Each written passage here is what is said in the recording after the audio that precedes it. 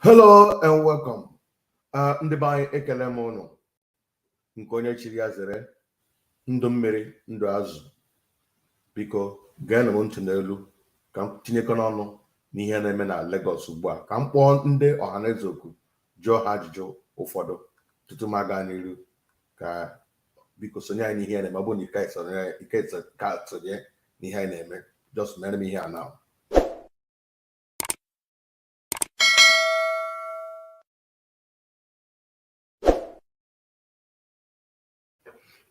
Igbo bụ Igbo ekele m ụnụ. Ọ ga-amasị m iji were olu anyị wee kwuo broadcast a.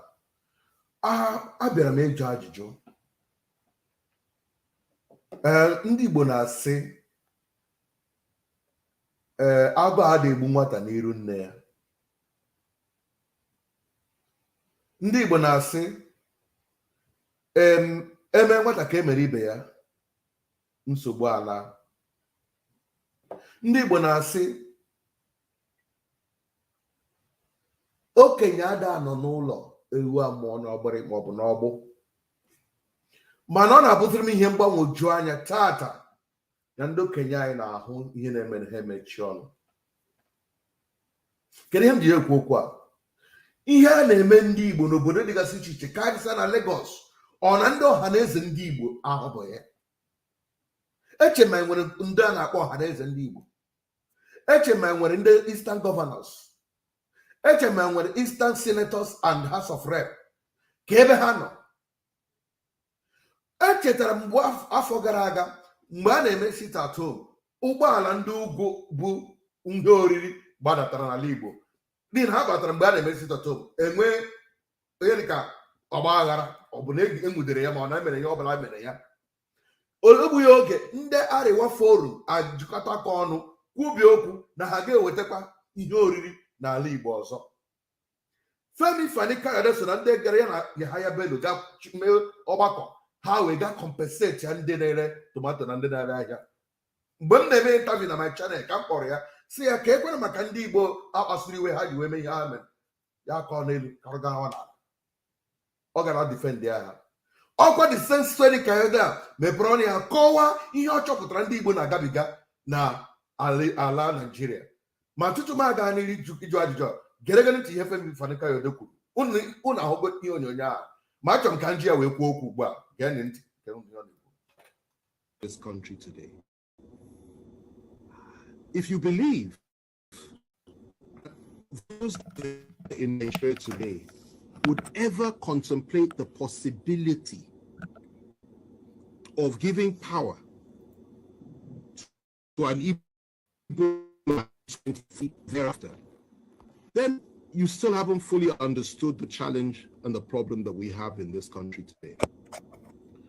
You need to understand that the mindset of some of these people, not all, some, but those that Buhari represents, that is his own clique within the Fulani ruling class, not all Fulanis, but his own clique, who are in power today. Their mindset is that the most dangerous people in this country and the people that they must suppress more than any other are the people of the Southeast. And you need to understand that before the Civil War, and I need to go back in history because that's a damn good question and it deserves a clear answer, a thorough answer. Let's go back a little bit.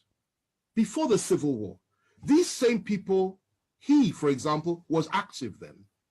And you need to remember the role that they played on the night of July 29th, 1966, when the Northern Officers counter coup took place. And 300 Igbo officers were killed in one night, including an Igbo head of state. He was involved. And many of them that are running this country in that cabal today were involved or supported it. They said it was to pay back for what had happened in January 15th, 1966. Now, after that, what happened? The same people unleashed their people on Igbo civilians in the northern part of this country. The figure cited is 30,000 were killed. It's not true. Closer to 100,000. Not only were they killed, people, women had their stomachs cut open and little babies were pulled out and their heads were dashed against the wall. That is what they did then in 1966, before the Civil War. And the Igbos were slaughtered like flies all over the north by these same people. They went rushing back to the east, where they believed they were safe. And the position was this.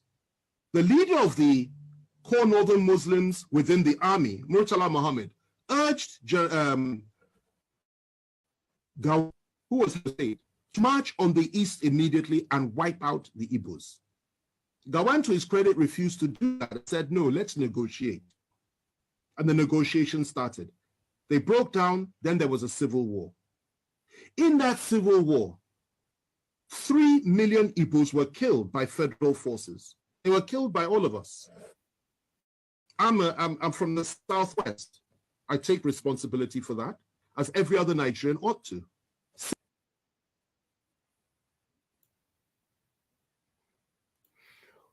Ndewonu. Unu nụrụ ihe ọkọrọ ihe onyonyo ya toro ogologo ajọsụ gbubiri ya na nkenke ọ kwụchara kwuo otu esi ihe o kwuru dị a ntụ nụrụ ya gị mada na onweghị ebe anyị ji aza aje na Naịjirịa. E nwere ụfọdụ na-akpọ m ha na-asị na ma ahụwago reality. Achọrọ m ejikọdo na ajụjụ most of these people ndị na-efolo Simon makwa kwuru na-ekwu okwu gbasara nwere onwe ya. Achọrọ m ịjụ na ajụjụ in 2019 na 2019 mgbe a chọrọ sị na ga enwe election at the dying minute or 1 week or 2 weeks thereabout, Maazị Kanu was okay, sealed and dusted and signed. That's God's game election. Why you not on here one Nigeria at that time? Now I'm sitting now I support my own brother only we bem can kwado ya. Even the everybody in na batara ya ma ndị ugwu ma ndị ụfọdụ n'ime ha nabatara ya abụọ onye Igbo gasị ya mba achịgbo onye dị otu ahụ nsọpọtụ ya unu na-akpọ nwa Nigeria but ka ha gbasara unu. Ihe mụnwa na-ekwu bụ ihe ndị Igbo na-agabiga na Lagos ọwụ ndị Ohaneze Ndi Igbo na-ahụ ya. Ihe ọkwa n'ihe a na unu nụrụ nwoke a kwuru sị na agha nwere iyi na onwe onye Igbo ga-abụ ebe ahụ. Even ya sị gị na 2023 na onwe ọ ga-emelata adịghị ka na time now which anyị nwa na work si ọ ga-agara ha dịka ha kwuru ya ka ebibie ebumnobi ha n'ihi na ị na-achọ nwere onwe inwere onwe so na part of mgbe ị ga-awa onye isi nye ndị ahụ sị na gị ị ga-enwere onwe gị iwe ha onye isi nwere onwe gị ebidole from there. That is what I believe. I am the fight here. So gụ na-akpọ m aha ọbụla na-akpọ m ihe ọbụla kpọrọ m n'isi gị na ezinụlọ gị na ndị kpọrọ ndị ndu na ndị ọnụ na-eru n'okwu n'ala Igbo. Ọ bụrụ na ahụ bụ ihe a na-eme ndị Igbo achọghị m ishiwe ihe onyonyo ebe a gbara ihe ndị Igbo ọkụ na ọhịa nọ n'ala Igbo na aga ebe ha na-ehi ụra n'abalị aga were ụlọ ha gbaa ya ọkụ. Ohaneze Ndị Igbo oruma mgbe unu ga-ekwu okwu ndị gọvanọs n'Igbo onume mgbe unu ga-ejikọta aka ọnụ kwuo okwu si enough is enough ka unu ga-agba nkịtị ka ụmụaka na-ji aka ha zọọ isi onwe ha echi unu bịakwa kocha ọkụ unu zọọ elekshọn na ha ga-atụnyere unu elekshọn. Mere Rochas Okorocha ji wee pụta ụbọchị a na-aba mba n'ihe mere na Satọde na-emebierela ndị Igbo ihe. Gịnị nwere ihe mebiri na ekwesịrị ịkpọ ife otoro onye Igbo ka onye Igbo nwee ike gaa na senate president. Ihe ka Senator Rochas Okorocha nọ na-abịa ekwu ma na-ajụ ya ajụjụ Senator kamgbe ị gawara that particular unu nọ na senate ka ihe unu nọchitere what have you gained? Ana m ajụ gị Senator Rochas Okorocha since unu nọ na senate what have you people gained? Lee mmadụ dị ka Ekwere Mba na ọnọdụ ya more than how many years o nweghị ike ịrụnwu ụdị ụlọ ọgwụ ọ chọrọ gawa na London ejiwe nwere ya tinye ya n'ime na afọ London na that particular place erugo ya ịrụpụta ụdị ụlọ ọgwụ ahụ. Gị na-aba mba na evotu ha unu ka unu ga-awọ sine president ka ọrụkwa dị rich get richer ka unu na-eri mgbe niile pụọ na ebe a. Ihe na unu na-emezi anyị unu kwesịrị gaa tinye ọnụ ihe a na-eme ụmụ Igbo ihe ga-aka mkpa ga-evotu onye otu unu ka unu wọ sine president. Anyị achọghịzi unu.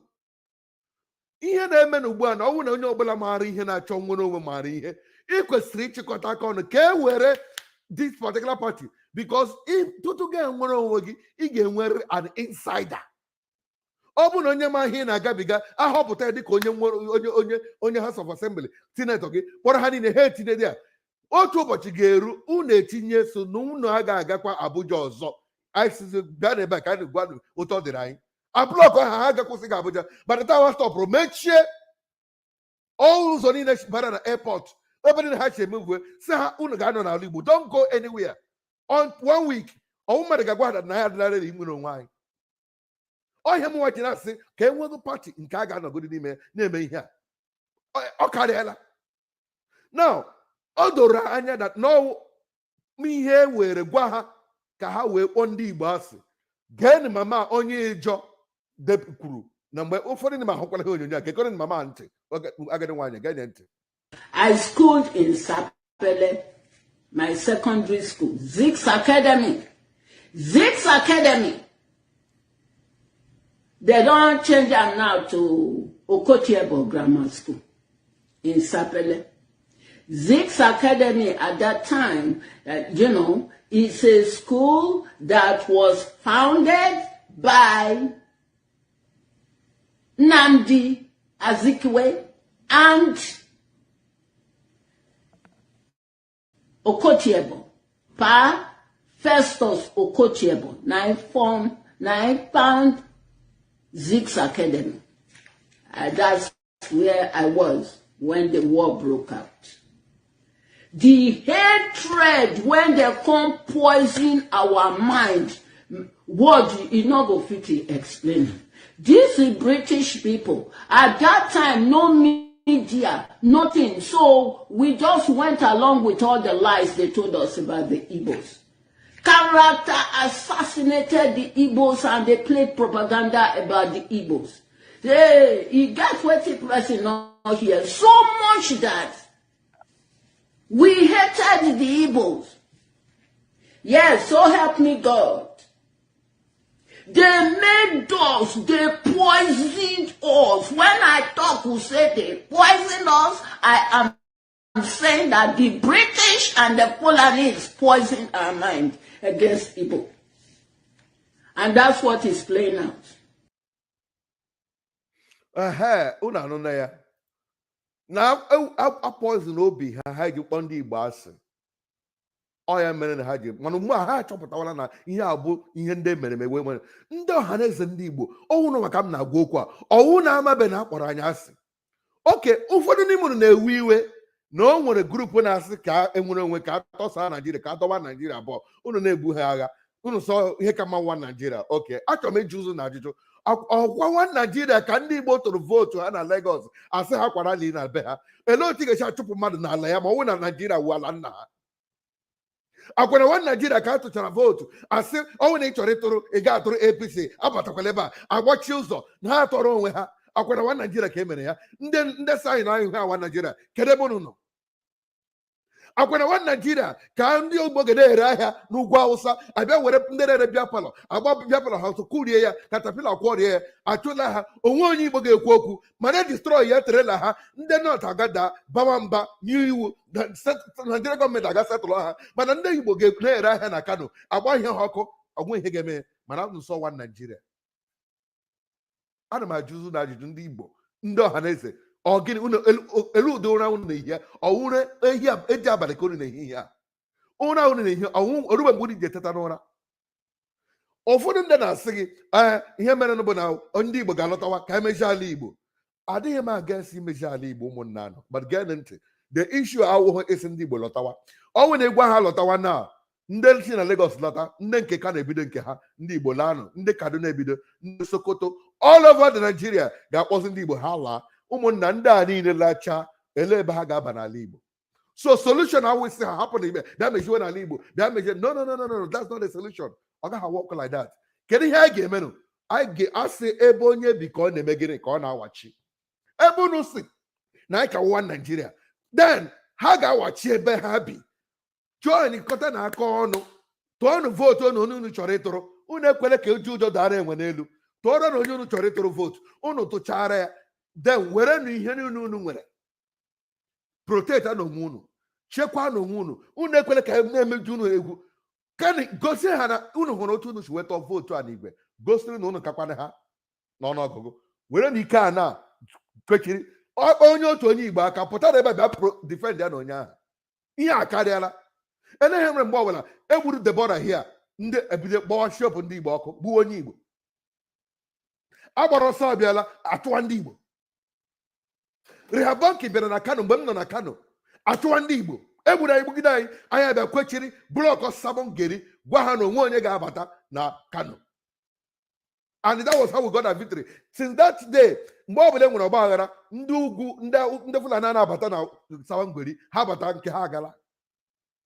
Oh yeah, unu ga-eme form one formidable force chọọ a particular place unu circle ebe ahụ ha bịawazie ihe a karịara ebe unu so na anyị ka nọ na Nigeria ka nwa Nigeria anyị ga-anọgide shi ọnwụ dị a rukwe mgbe unu ga-ekwu ka onye ọla gaworo onwe ya. Ma unu jisi na aga agaworo onwe ya onye Igbo a ga-alọta in as much as a ga na-emeji ala Igbo anyị for plan B, but at the same time ọ dịghị izi isi gbara ha niile pụtatawa a ga-ekwechiri ebe onye bi ka ọ na-awachi a ga-awachi ebe ahụ nye ha ihe ha chọrọ. Ọ karịala. So ndị Ohaneze ndị Igbo lebara n'ihukwu anya bilienụ n'ụra ndị gọvanọ ugwu anyị ụzọ dị mma ikpeazụ onye nke ọzọ Soludo kpọọ ha niile unu niile kedu onye nke m na-akpọba aha ya na atịnga akpọzugo m ha niile n'ugbu a bilienụ n'ụra oge eruwo ka unu bilie ihe emebiwo. Biko agwa nkịtị lee ụmụaka Igbo na-agabiga gịnị nwe ihe ọjọọ ha mere na ha tụrụ vootu na vootu unu ha tụkwara unu sọwa Naijiria ha tụọla na vootu gba asị ha lawa ha ga-egbu ha. Otu aka ọha nọ na chọọ ka ihe omume a gara m niile tụsara m ihe a ka ọ baa gọvanọ niile na ntị gaa ha na ntị na ọnwụ na ha na-ehi ụra hiri ụra higide ụra ụmụaka Igbo bilie ha filkwa na ihe a ga-awụ IPOB affair ọwụ ha IPOB the whole land ga-achịkọta aka ọnụ fesizie ha gwa ha na ike ha gwụla anyị. A maka gbara kete unu na-efili na ọma IPOB ele ihe a na-atụkwasị obi na ndị na-achọ anyị unu ka ndị defend your people unu igwe ike chekwa ndị ejiri unu n'aka. Achọghị m ntụ okwu otu dịka m gwara unu mana ọ na-ewute m ihe ndị Igbo na-agabiga mgbe ọbụla ndị okenye anyị emechi ọnụ nwata ha na-ebe akwa nne na nna ya nwụrụ anwụ. Ndewonu ka ọ dịwana achọghị m ikwu ọtụtụ okwu dịka m gwara unu mana ọ na-awụrụ m ihe mwute na ndị Igbo a na-edewe ha na-eme smọta na-agba ihe ha ọkụ gwa ha na ha lawa lee ọkụ. Onye nwere ntị ya nụrụ onye sikwana na ọ gaghị anụ mgbe agbacha ọsọ na a ga-agụkwa na maya onye otu akọ ha na mmadụ ndo.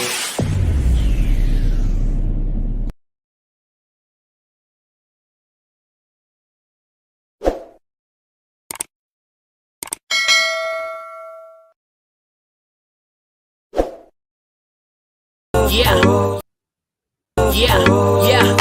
Ijovika TV in all social media platforms, Facebook and Twitter, YouTube and Insta Anchor. Truth must be told, Sogi Brodibia or Pastor. Okwa television with the truth is what you ask for.